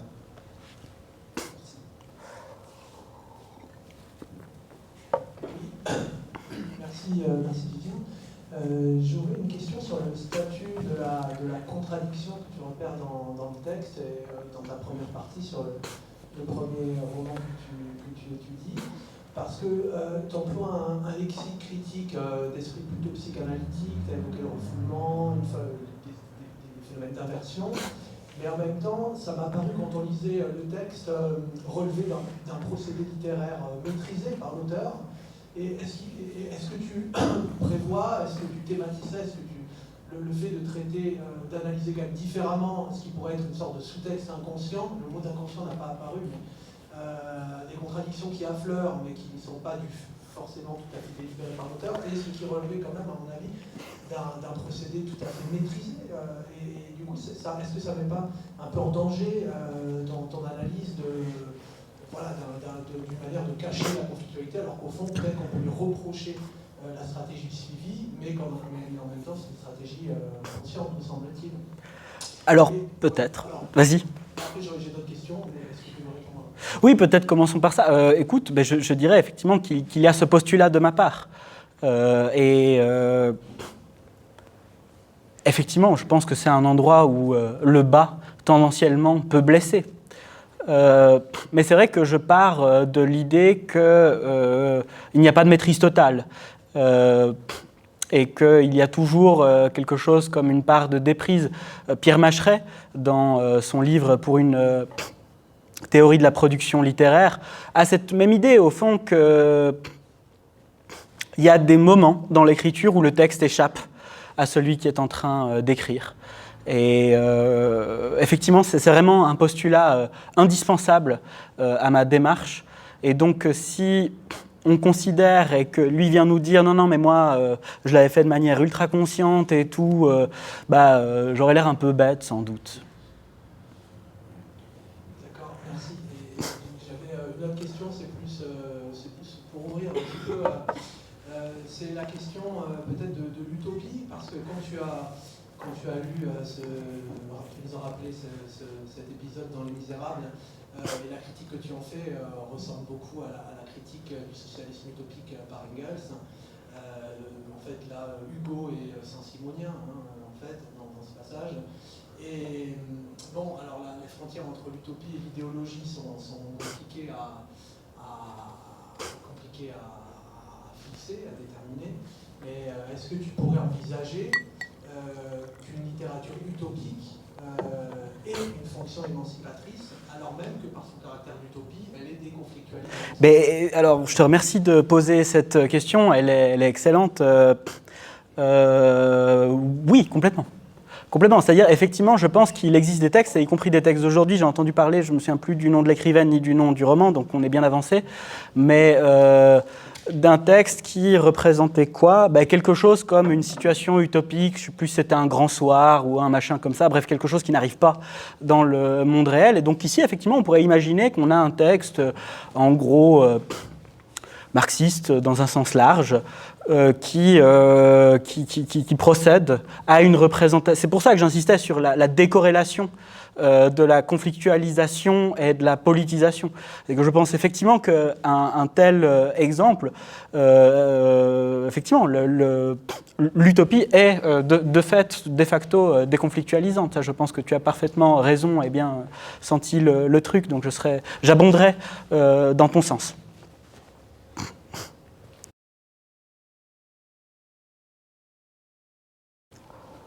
Je voulais, le temps de placer le micro par contre, je voulais revenir sur une petite question. Le passage que tu nous as pris, tu as montré le décollement, où tout à coup l'auteur et le narrateur, etc. Il y a une personne là-dedans qui me manque, c'est l'éditeur. Jusqu'où est prêt, on en avait discuté avec Jérôme Mézot par rapport, il y a 7 séances en arrière, où il disait, oui, là, l'éditrice, elle m'a dit, on n'y va pas complètement, sinon on va se prendre les procès. Et comment est-ce que lui, par rapport à son vécu, comment est-ce que cette figure de l'éditeur, qui n'est pas forcément intégrée dans ton explication, elle a peut-être une importance? Ouais, alors je te remercie pour cette remarque, je la trouve effectivement très, très pertinente et je suis entièrement d'accord avec toi. Ce qui est intéressant et ce qu'il faut savoir dans le cas de Thierry Bernsteingel, c'est que lui, son attitude dans les interviews, alors il ne parle pas de son rapport avec Fayard, mais il dit quand même des trucs du genre ah, moi j'ai aucun problème avec mon entreprise, il n'y a pas de souci, etc. Aucun bisbis juridique, etc., etc. Donc il y a aussi quelque chose comme une intention déconflictualisante, en tout cas quand il parle de son entreprise. Donc on peut imaginer que voilà, je sais pas que... Effectivement, de toute façon, le texte en soi ne nomme pas l'entreprise. Tout le monde sait, c'est un secret de Polichinelle que ça parle de France Télécom, mais le texte ne nomme pas France Télécom. Donc, je pense, du point de vue de son rapport à son éditeur, de toute façon, ça posait assez peu de problèmes. Et lui, il n'a jamais nommé, il a toujours parlé de cette entreprise, au fond, mais il ne l'a jamais nommé dans ses textes, cherchant même peut-être, je ne sais pas si vraiment à le dissimuler, mais en tout cas, il ne cherche pas à le faire savoir. Et puis, autre cas de figure intéressant, ça c'est sur un des autres textes qui parle des procès France Télécom sur lesquels j'ai travaillé, c'est un polar d'un auteur qui s'appelle Marin Ledin. Le titre c'est « Les visages écrasés ». Et son livre devait être édité par, je ne sais plus quelle, oui, la collection Série Noire chez Gallimard, qui est une collection très prestigieuse. Et à l'époque, donc, Marin Ledin raconte qu'il entre en conflit avec le chef de la collection à la maison d'édition, qui lui dit en gros, je ne peux pas publier ça, c'est pas possible. Et du coup, le gars, Marin Ledin, va chez Seuil, dans une autre collection pour faire publier son livre, parce que là, il y a le chef de la collection qui lui a dit non, il n'y a pas moyen. Donc voilà, texte conflictualisant pour le coup, on voit tout de suite, oui, ça crée des conflits, y compris avec l'éditeur qui fait partie effectivement du processus de production de l'objet livre. Voilà, tout d'abord merci pour votre présentation. C'est peut-être juste un commentaire ou une interrogation, et puis peut-être une mise en lien par rapport à mes souvenirs. Quand Jérôme Mézot était venu, justement, je trouvais intéressant, il parlait de son œuvre, absolument moderne, et puis si la mémoire est bonne, vous me corrigerez, il avait plutôt l'idée justement de s'effacer derrière l'œuvre. Donc vraiment un point de vue quand même assez différent finalement de votre propos. Vous mettez en analogie un peu la notion du rêve qui est décryptable, donc le rêve d'une production artistique, dirons-nous, qui serait décryptable selon une certaine structure et certaines coordonnées. C'est un peu votre rêve. Et ce que je trouvais intéressant, c'est un point de vue assez différent, mais en tout cas je pense à Jérôme Mézot qui lui-même voulait s'effacer derrière l'œuvre. Et je trouve intéressant quand on discute des fois avec certains écrivains, certains auteurs, où il y a vraiment l'idée de « mon œuvre suffit ». Et puis peut-être un autre point de vue par rapport à la façon de voir l'œuvre. Je pensais à un petit texte que j'ai plus en tête de Marcel Duchamp, où il présente l'œuvre d'art. Je pense qu'on peut aussi donner cette même interprétation par rapport à une œuvre littéraire, comme étant comme étant le fruit d'une co-construction entre l'objet en soi et celui qui le regarde. Enfin, voilà. Ah oui, ça de toute façon, c'est sûr.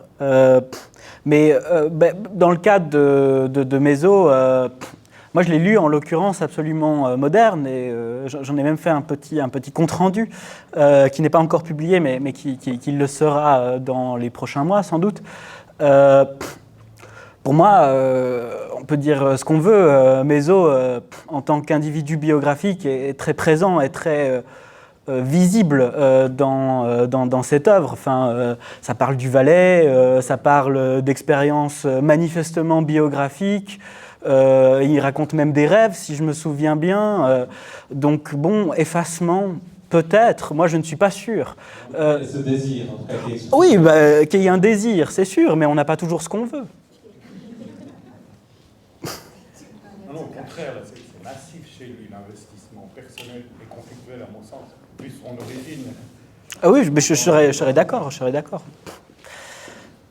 J'ai une deuxième question un peu épistémologique. Est-ce qu'on pourrait tenter de circonscrire ou d'écrire simplement les méthodes auxquelles tu ne feras pas recours, ou plutôt de quoi éventuellement penses-tu te priver quelle serait la moins-value, si je puis dire, de ton choix méthodologique?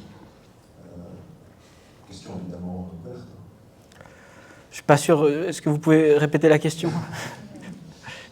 Tu as choisi une méthode avec des finalités assez claires, moi, je trouve. Tu as certainement tu gagnes au change sur certains aspects, et certainement que par ailleurs tu perds au change. Moi, je ne connais pas du tout les études littéraires. C'est vraiment une question de novice. C'est, au fond, quelles seraient les méthodes dont tu te prives, et au-delà des méthodes, quels seraient les types de problématisation auxquels tu n'as pas accès par le choix méthodologique que tu as fait. Et si tu les vois, sinon on laisse tomber. Hein. Dont tu te prives ou qui t'ont saoulé parce que tu n'as pas envie de faire de l'étude littéraire comme ça. Ouais, alors je peux malheureusement pas répondre à la question, je peux répondre qu'en inversant. J'ai un rapport utilitaire et cumulatif aux outils que je vais utiliser. Je suis un peu... c'est pas hyper construit. Enfin, je vais dans des textes et puis... là, typiquement, j'ai commencé à beaucoup lire de trucs psychodynamiques du travail, etc., parce que je lisais des textes qui parlaient de ça, et puis qui manifestement avaient ce background théorique derrière eux. Alors je me suis dit, il faut que j'y comprenne quelque chose, puis aussi que je sois capable de dire quelque chose de la souffrance au travail qui mène au suicide. Donc voilà, c'est comme ça que c'est fait. Et donc moi, je pars de... Vraiment, là, je ne réponds pas épistémologiquement, je réponds pratiquement, au fond, en te disant simplement que je vais aller prendre ce dont j'ai besoin. Et pour essayer de comprendre ce qui m'intéresse.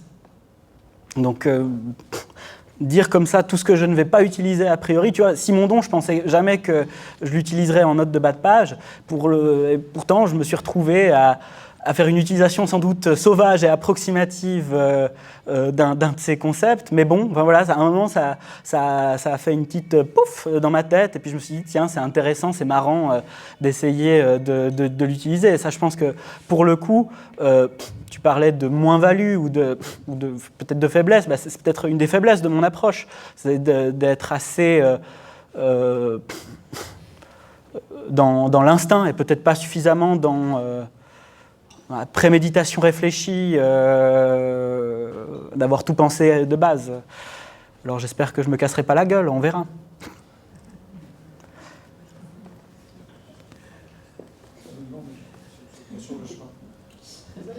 Oui, c'était juste par rapport au parallèle avec le rêve. Peut-être que si on a envie de toucher à notre subconscient, on va aller faire la psychanalyse. Un écrivain qui écrit une œuvre, il n'a peut-être pas forcément envie qu'on fasse ça sur son œuvre. Et est-ce qu'il n'y a pas une certaine violence derrière le fait de décortiquer comme ça la vie de l'auteur et ce qu'il aurait pu lui échapper ? C'est une vraie question, d'autant plus quand les auteurs sont vivants. Dans le cas, moi, plusieurs moments, je me suis dit, je ne suis pas très content de dire ce que je suis en train de dire de ce monsieur Thierry Beinsteingel. Oui, non, indéniablement, il y a quelque chose de violent et bon, c'est embêtant. Hein, l'autre question, c'est qu'une fois que c'est dit, donc même si c'est pas la vérité, ou si c'est à côté, ou si ça blesse l'auteur, mais en plus vous écrivez, donc ça ne nous a pas empêché du coup de vous soumettre potentiellement au jugement d'un autre qui vous analyserait de manière... Oui, non, mais tout à fait. C'est vrai, hein, je suis d'accord. Puis en même temps, je pense qu'il faut se souvenir, comme vous l'avez dit, qu'au final, c'est une interprétation. C'est une interprétation parmi d'autres, et que c'est un rapport au texte qui est le mien. Puis il ne faut pas lui accorder trop d'importance. Je pense que les gens survivront si je pense ce que je pense. Donc voilà, je pense, voilà, c'est juste ça, quoi. Je pense pas que ce soit si grave. Après, ça peut blesser des gens. Oui, c'est un danger qui existe. Et puis, il y a cette anecdote célèbre de Paul Valéry qui est déjà bien canonisée du point de vue de la tradition littéraire, qui va à la Sorbonne et puis qui écoute un type parler de son texte. Puis, il est un peu troll, Valéry, donc il ressort et puis il dit écoutez, moi j'ai pas vraiment compris ce que vous avez dit. Enfin, il se moque un petit peu. Enfin, je pense qu'il y a aussi toujours des manières pour l'auteur de mettre à distance ce qui au final est, pour le dire dans les termes de Bourdieu, rien qu'une tentative d'objectivation, qui est en plus tout à fait relative et modeste dans mon cas. Mais oui, risque existe.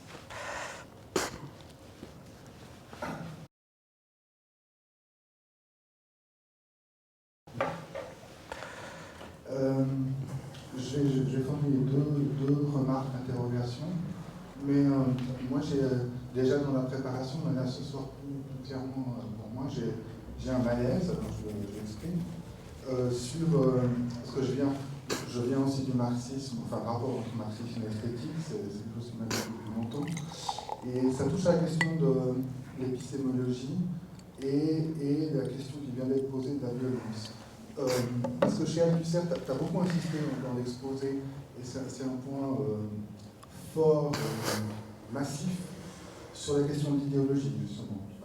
Et puis la sédimentation, c'est-à-dire épistémologiquement, on multiplie les méthodes pour approcher quelque chose de ce réel. Alors, ça peut être un réel psychanalytique, ça peut être un réel sociologique, socio-historique, il y a toutes sortes de réels, donc on sédimente. Mais moi, c'est ma première, parce que c'est presque, la première remarque, c'est presque une remarque sémantique, presque au sens de la sensation que j'ai en t'écoutant. Justement, du point de vue marxiste, les notions ou métaphores ou concepts qui sont engagés sont dans le champ objectif, mais donc du coup réinvestis dans la théorie et comme objet, comme outil d'analyse. Par exemple, quand tu dis l'existence, le vécu, bien l'existence telle qu'on peut la déchiffrer ailleurs que dans l'œuvre, c'est un matériau. Alors ce mot matériau m'a choqué. C'est le Bestand. Oui, mais ça m'a choqué. Parce que c'est justement créditer une ontologie. Et bon, ça c'est par exemple. Oui, j'entends. Deuxième exemple, justement, on a les outils, c'est en objectif. Alors, tout d'un coup, ça va être Bourdieu, donc on a des champs. Regarde les documents sociologiques, une autre socio-histoire. Et il me semble que tout le vocabulaire, c'est comme si les lectures et le vocabulaire théorique entraient en consonance de l'esprit objectif, au sens de Hegel, d'une certaine ontologie et d'une épistémologie. Ça m'inquiète. Parce que pour reprendre un thème du marxisme, il y a alors c'est pour ça que la question de la violence, elle m'a touché aussi, parce que je sens cette violence d'une certaine épistémologie par rapport, non pas seulement aux œuvres et aux textes, ça c'est capital, mais aussi par rapport aux existences. Et dernier exemple concret pour revenir sur le premier texte et évidemment, en choisissant des extraits, je ne parle pas de Victor Hugo, mais du premier Bench, quoi. Encore dans une perspective marxiste, là aussi, si monsieur, dans sa situation reconstruite, est, disons, un cadre, bon, il y a le thème de l'aliénation. C'est-à-dire que ce n'est pas très étonnant. C'est pour ça que multiplier les perspectives et les outils, c'est un petit peu confusant pour moi.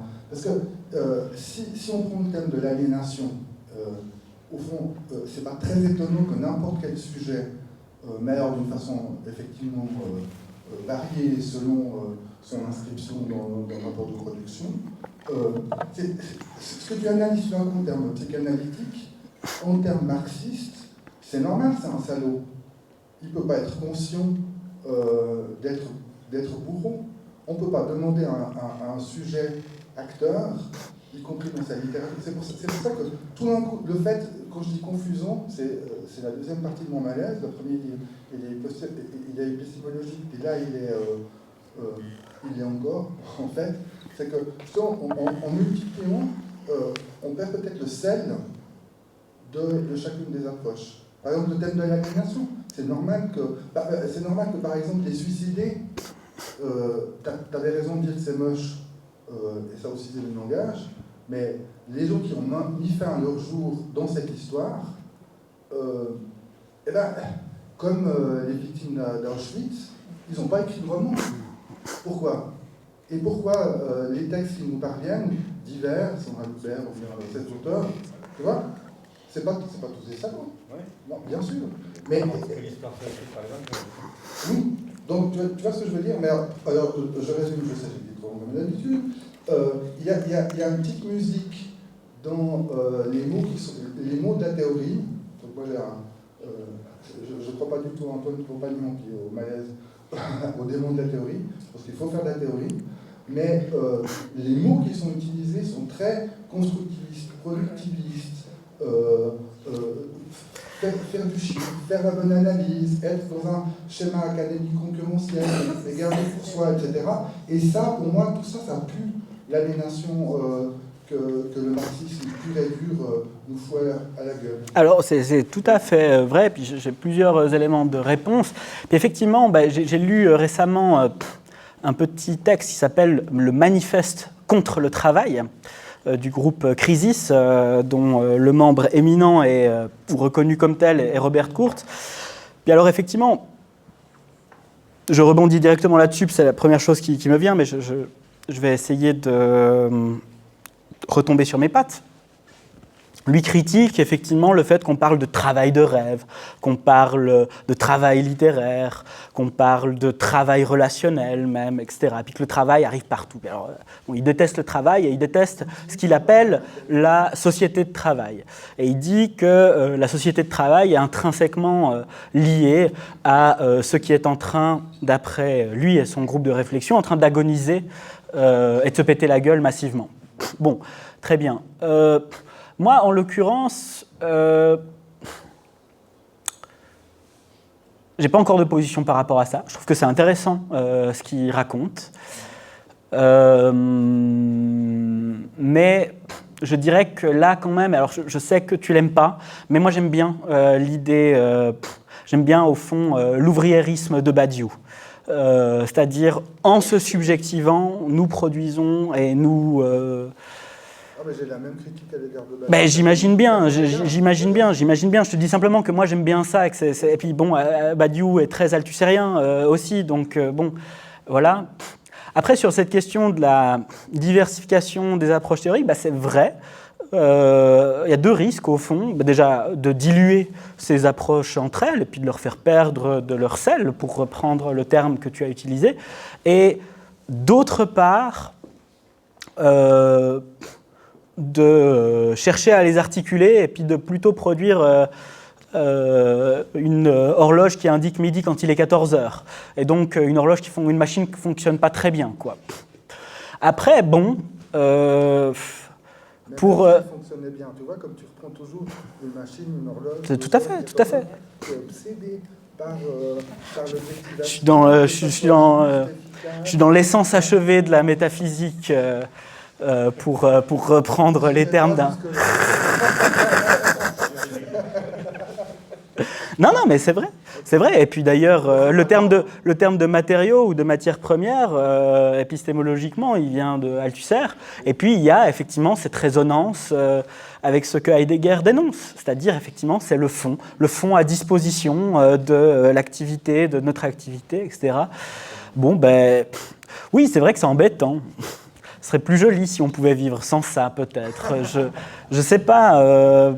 Mais là-dessus, honnêtement, j'ai pas encore de position définie, arrêtée. C'est vrai que c'est compliqué, mais bon, en même temps, je suis mal parti. Rien qu'avec mon objet qui comporte le mot oni de la verte critique, c'est-à-dire le mot travail. Mais bon, après, je pense aussi que moi, je le vois simplement comme une manière de réfléchir à la littérature. Et bon, puis tous les risques que tu désignes existent, à mon avis, ouais, je pense qu'il me faut les prendre en compte et puis les conscientiser. Mais après, c'est vrai que quand on s'inscrit dans le champ académique, et voilà, effectivement, c'est le Gestell, quoi. Enfin... Et puis, bon, si je n'accepte pas de jouer le jeu selon les règles de l'art, pour citer encore une fois un monsieur, autant que je me casse tout de suite et puis que j'aille chercher un autre travail, quoi. Enfin, tu vois, quand je parle d'aliénation de l'auteur dont tu parles... Mais moi, je ne dis pas que je ne suis pas aliéné.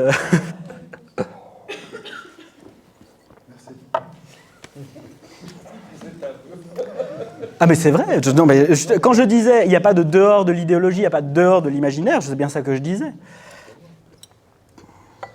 Merci Vivien.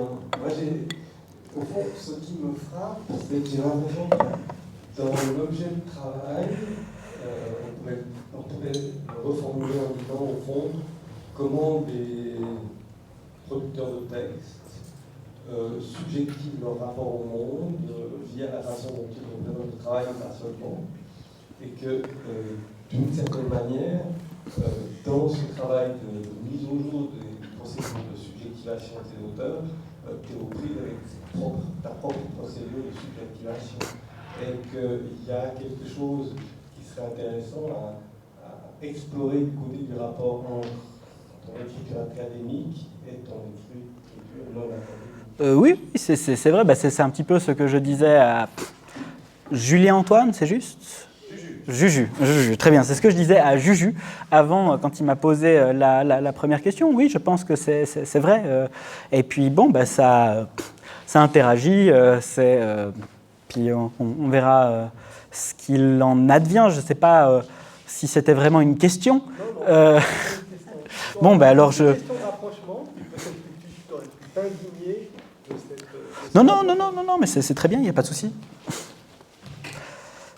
Mais toi-même, tu sens une différence? Parce que je t'ai jamais lu dans la littérature, dans l'œuvre littéraire. Ah, j'espère bien.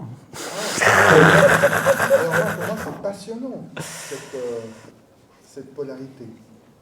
Ah oui, non, mais moi je suis d'accord avec toi. Dans ton œuvre littéraire, on produit, il y a du matériau, il y a des outils, il y a... Par curiosité. Je vais retrouver ces mots beaucoup, ces termes. Ah non, pas du tout. Ah, voilà. Ah Alors, t'as gagné, là. Question, et puis après, on va lâcher les veaux, c'est-à-dire les fumeurs. Oui. Et puis on va continuer au bar. Je dénonce. Donc, Lucas, voilà. Et après, on te laisse un peu tranquille respirer. Fumer. Aussi. Merci bien pour ta présentation. Peut-être une petite question de clarification de ma part, par rapport à cette notion de vécu, alors on vient de l'épistémologie, mais j'ai l'impression qu'il y a un peu une ambivalence que tu pourras clarifier entre le vécu, mais aussi par rapport au texte, au fond, mais comme expression, disons, et en même temps, on vient de parler de subjectivation, et du coup, dans quelle mesure le moment du texte, en l'occurrence, peut être envisagé comme instance de subjectivation, et pas juste comme expression a posteriori, qui n'aurait pas un effet en retour, disons, sur la subjectivation, ou le registre de l'imaginaire, peut-être, pour reprendre ton terme, de la part de l'écrivain. Et donc, j'ai l'impression que, selon les cas que tu prenais, on pouvait infléchir la chose dans un sens ou dans l'autre, donc je serais un peu curieux de t'entendre là-dessus. Ouais, je ne sais pas si je vais bien réussir à te répondre, mais il me semble que, en tout cas, ce que tu dis par rapport à l'idée du texte comme instance de subjectivation formule, au fond, la réponse que j'aurais eu envie de faire à Mathieu avant. C'est-à-dire dire que le texte, précisément, est le lieu d'un processus et qu'il est du coup un processus en droit toujours inachevé et à ce titre-là, qui n'est pas parfaitement maîtrisé, achevé, tout ordonné comme il doit. Après, je t'avoue que je sèche sur le reste de ta question, c'est-à-dire simplement, moi, quand je parle de vécu, évidemment, je ne suis pas dans les baskets d'autrui. Et donc, moi, la seule chose que j'ai pu trouver, en tout cas dans ce cas-là, c'est une personne qui, au moment où il écrit, dit « ça ne va pas fort ». Et je retrouve ce vécu ensuite dans le texte, instancié par le texte, en quelque sorte.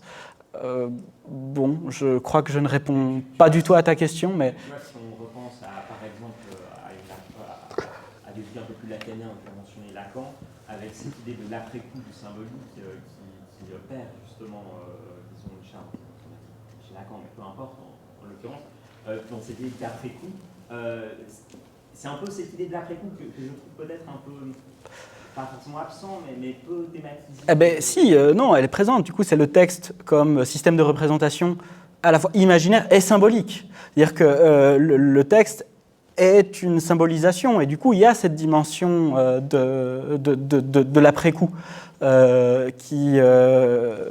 le vécu n'est pas le même entre le moment où il est, exprimé et puis le moment où il est formalisé, symbolisé par le texte. Enfin, je ne sais pas si... Donc on est d'accord que le moment de la symbolisation n'est pas juste une simple expression. Non. D'accord, ok. Ah oui, mais d'accord, ouais, je crois que je commence à voir. Je commence à voir.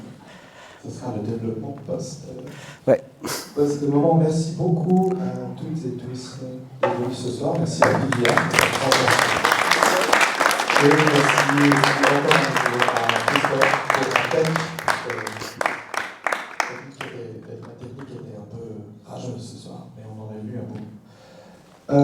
On se retrouve le 15 juin à la même heure, ici. Il sera question de poésie, de texte aussi. Il sera question de problématiques liées à celle des odeurs et des parfums, à la similitude de ces deux objets, et en fait à une question, en tout cas une proposition de ma part, qui est de laisser tomber le texte et l'image, et leur cousinerie un peu trop forte, et de voir ce qu'il en est du texte quand on le comprend comme une odeur. Voilà. Bonne soirée.